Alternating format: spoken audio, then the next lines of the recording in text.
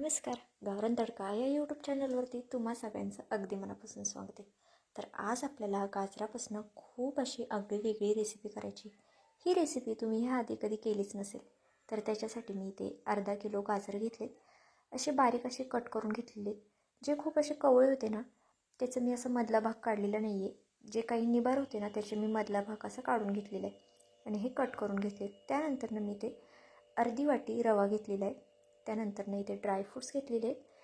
Dry fruits हे तुम्हाला टाकायचे असेल तर घ्या, नाही टाकले तरीसुद्धा चालेल. त्यानंतर मी इथे पिठी साखर, तूप घेतले आणि इथे खवा घेतलेला आहे पावशर आणि त्यानंतर अख्खी साखर घेतलेली 1 वाटी.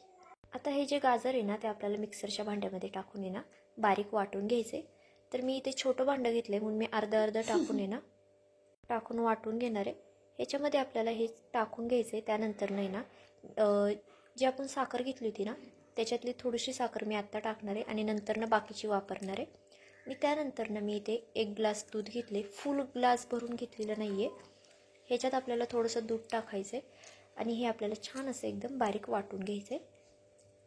अशाच प्रकारे मी सगळं वाटून घेतलं आहे. त्याचं इथे एक पॅन ठेवला आहे.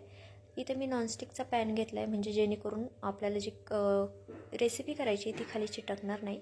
त्यानंतर मी इथे 1 छोटा चमचा तूप घेतलेलं आहे आणि त्याच्यात मी इथे रवा टाकला आहे आणि हा छान असा रवा आपल्याला भाजून घ्यायचा आहे. 2 ते 3 मिनटंच भाजायचं आहे, खूप जास्त भाजायचा नाही आहे. 2 ते 3 मिनटं आपल्याला हा रवा चांगला असा भाजून घ्यायचा आहे. आणि हां, माझ्या चॅनलवरती जे कोणी नवीन असेल ना, त्यांनी प्लीज एक चॅनलला सबस्क्राईब नक्की करा, कारण नवीन यूट्यूबरसाठी तुमचं एक सबस्क्राईब खूप जास्त मोलाचं असतं. तर इथे आता हे भाजून झालेले आहे. आता ह्याच्यामध्ये आपल्याला आहे ना, जे आपण गाजर मिक्सरच्या भांड्यात टाकून बारीक केलं होतं ना, ते आपल्याला ह्याच्यामध्ये टाकून घ्यायचं आहे आणि हे मिक्स करून घ्यायचे. हे मिक्स केल्याच्या नंतर ना गॅसची फ्लेम ही आहे ना, खूप जास्त बारीक ठेवू नका, नाही तर खूप वेळ लागेल हे परतण्यासाठी. हलकासा थोडासा मोठा करायचा आपल्याला आणि त्याच्यावरतीच आपल्याला हे परतून घ्यायचं आहे. त्यानंतर जे उरलेलं दूध होतं ना, ते आपल्याला आहे ना ह्याच्यामध्ये नंतर टाकून घ्यायचं आहे. कारण की आपण सगळ्या दुधाचा वापर केला नव्हता, थोडंसं दूध आपण ठेवलं होतं, तर ते दूध आपल्याला आता टाकून घ्यायचं आहे. मिक्सरचं भांडं हिसळूनच मी हे दूध ह्याच्यामध्ये टाकून घेणार आहे. त्यानंतर हे आपल्याला मिक्स करून घ्यायचं आहे. तुम्ही खरंच कधी ही रेसिपी केली नसेल तर एकदा नक्की करून बघा. खायला खरंच खूप भारी लागते आणि खूप जास्त टाईम लागत नाही. आणि मी नैवेद्यासाठी किंवा कोणी पाहुणे रावळे आली त्यावेळेस केलं तरीसुद्धा चालणार आहे. कोणी ओळखणारसुद्धा नाही की कशापासून केलेली आहे, त्याच्यामुळं आवर्जून एकदा नक्की करून बघा. आता ह्याच्यामध्ये आपल्याला हे मिक्स केल्याच्या नंतर मी इथे फूड कलर घेतलेला आहे. मी ते ऑरेंज फूड कलर घेतलेला आहे.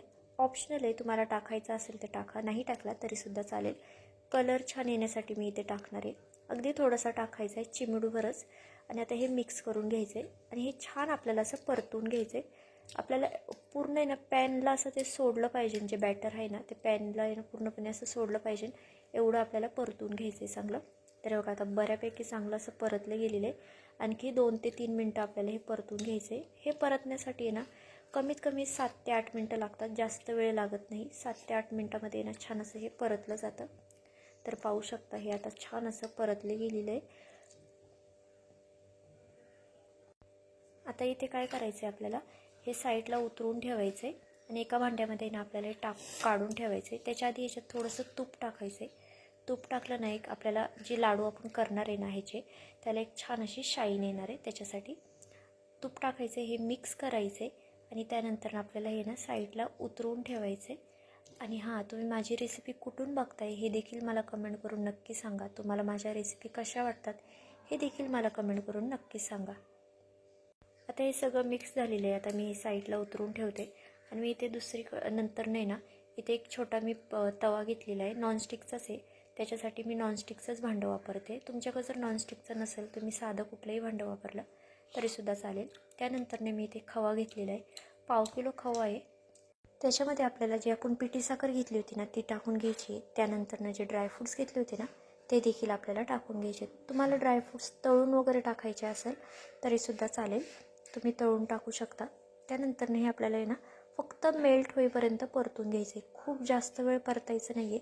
एक 2 ते 3 मिनटं आपल्याला फक्त हे परतून घ्यायचं आहे. फक्त मेल्ट करायचा आहे हा खवा, जास्त परतवू नका, नाही तर मग चव फरक पडेल खूप जास्त. तर बघा आता हे मेल्ट झालेलं आहे.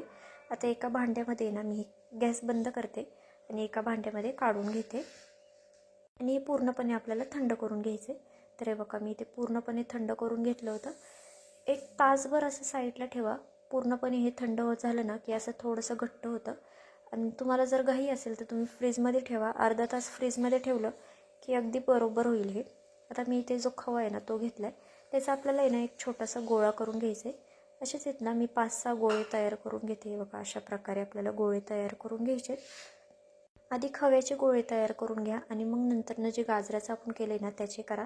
नाहीतर तुम्ही आधी गाजराचं करायला गेले ना मग सगळे खव्याला आहे ना असा ऑरेंज कलर येईल. आपल्याला खव्याचा कलर हा व्हाईटच ठेवायचा आहे. त्याच्यामुळे आधी ना आपल्याला खव्याचे गोळे तयार करून घ्यायचे. त्यानंतर ना आपल्याला आहेत ना जे आपण गाजराचं केलं होतं ना त्याचे आपल्याला गोळे तयार करून घ्यायचे. तर बघा मी इथे हे गाजरचं घेतलेलं आहे आणि आपण खव्याचा जो गोळा केला आहे ना त्याच्यापेक्षा थोडंसं मोठा आहे ना आपल्याला गाजराच्या ह्याचा गोळा करायचा आहे. हे बघा एवढं मी बॅटर घेतलं आहे. त्याचं हातावरती ना गोल गोल फिरून घ्यायचं आहे. आणि त्यानंतर ना आपल्याला खूप जास्त असं गोल नाही झालं तरी चालेल की नंतर ना आपल्याला तेच असं चपटच करायचं आहे. आणि त्याच्यामध्ये ना जो आपण खव्याचा गोळा केला होता ना तो असा ठेवून घ्यायचा आहे आणि असं बंद करून घ्यायचं आहे अशा प्रकारे. आणि एकदम पटकन होतं, फार वेळ लागत नाही बघा अशा प्रकारे. आणि वरचं जे आहे ना गाजराचं ते एकदम मऊदार असं एकदम खूप जास्त असं कडक नाही आहे. त्याच्यामुळं पटकनी होतं. हे बघा अशा प्रकारे आपल्याला आहे ना ते बंद करून घ्यायचे आणि त्याचा एक लाडू तयार करून घ्यायचा आहे. मी ते गोल आकार दिलेला आहे. तुम्हाला पाहिजे त्या आकारात तुम्ही बनवू शकता. आणि अशा प्रकारे मी आता सगळे लाडू करून घेते आणि मग तुम्हाला दाखवते. तर बोलता बोलता इथे मी सगळे लाडू करून घेतलेले आहेत. आणखी करायचे राहिलेले आहेत ते मी बाकीचे नंतर करणार आहे. तर मी ते ह्याच्यावरती आहे ना मी ते ड्रायफ्रूट्स टाकून घेणार आहे. थोडेसे असे किसून घेतलेले आहेत मी. तुम्हाला टाकायचे असेल तर तुम्ही टाका, नाही टाकले तरीसुद्धा चालेल. हे ऑप्शनल आहे, नाही टाकलं ना तरीसुद्धा चालणार आहे. तर आता हे थोडे मी पावडर टाकून घेते. तुम्ही कट करून असे वरती चिटकवले ना तरीसुद्धा चालतील. आणि खायला खरंच खूप म्हणजे खूप भारी लागतात. आणि मी नंतर तुम्हाला कट करूनसुद्धा दाखवते कसे दिसतात म्हणून. आतमधून व्हाईट आणि साईडनी ऑरेंज एवढे भारी दिसायलासुद्धा एवढे भारी दिसतात ना, खूप म्हणजे खूप भारी. आणि ज्यांना दात नाही ना ते सुद्धा खाऊ शकतात. एवढे मऊ लुसलुशीत असे लाडू तयार होतात. त्याच्यामुळे तुम्ही आवर्जून नक्की करून बघा. मी आता तुम्हाला कट करून दाखवते. तर बघा मी कट करून दाखवलेलं आहे. सुरीच्या साह्याने मी इथे कट केलं आहे म्हणजे एकदम परफेक्ट असा कट झालेला आहे. पाहू शकता तुम्ही आतमध्ये व्हाईट साईडनी ऑरेंज किती भारी दिसते की नाही, जसं की आपण मिठाईच्या दुकानातूनच घेऊन आले. तर तुम्हाला पाहिजे आजची ही रेसिपी कशी वाटली मला कमेंट करून नक्की सांगा. चॅनलवरती जे कोणी नवीन असेल त्यांनी प्लीज एक चॅनलला सबस्क्राईब नक्की करा. चला तर भेटूया नवीन रेसिपीसोबत. तोपर्यंत बाय बाय.